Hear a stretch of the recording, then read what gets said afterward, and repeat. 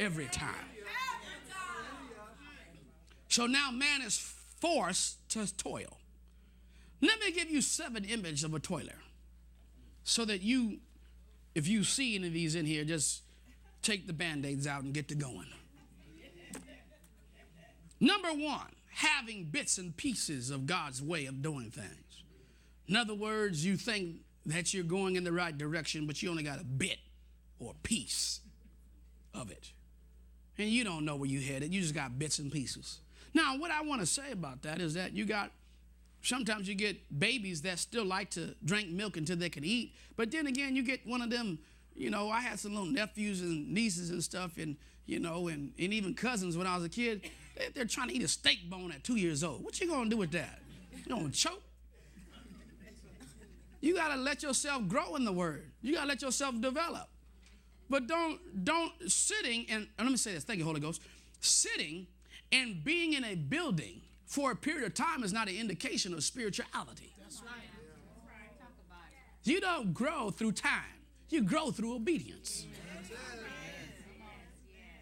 God's time clock is not how long.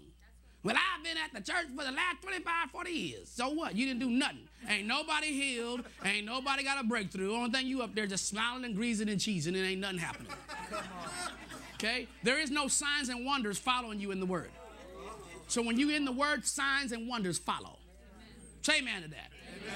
Now, don't discredit what they did 40, 50, 200 years ago because it's a process of time. Because the law of progression deals with timing. Timing in terms of eternal things.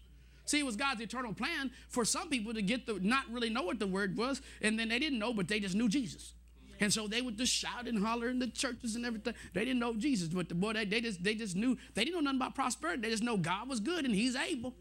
And they'd be sitting around dancing. God is able. They'll dance for a whole about 3 or 4 hours and pray in tongues all day. But no word was going forward. You mean today that ain't going to work.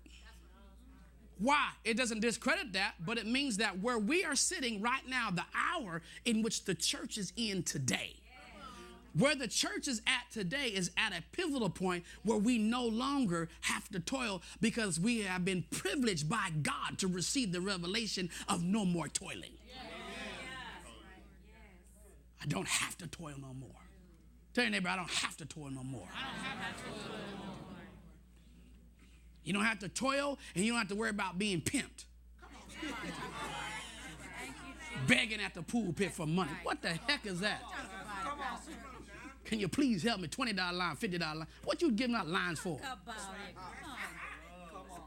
That's manipulation, man. When's the Spirit of God going to tell you to do something? I know I hit a nerve, but so what? That's why I told you to sew yourself up when I got ready. Sew yourself up. Well, why do we allow ourselves to do that? Because the people didn't get into the word, so they're abused. And today, now they tell you if you don't give enough, it's of the devil. What the heck is that? What about the lady with the 2 mites? That's right. Come on. So when we start understanding that when we talk about no more toiling, it means no more toiling even dealing with religion. So I refuse to have religion in my life. And then at the same token, it don't give you an excuse not to do nothing. Because in the Bible calls you stiff-necked. A person that will resist the Holy Ghost and not involve himself in kingdom things. You are stiff-necked.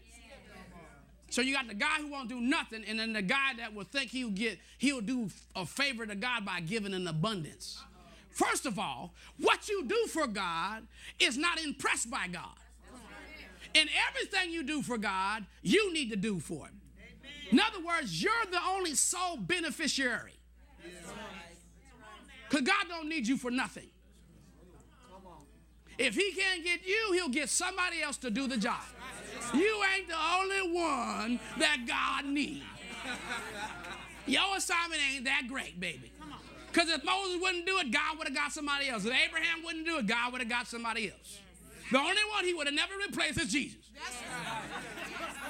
Because he was the only.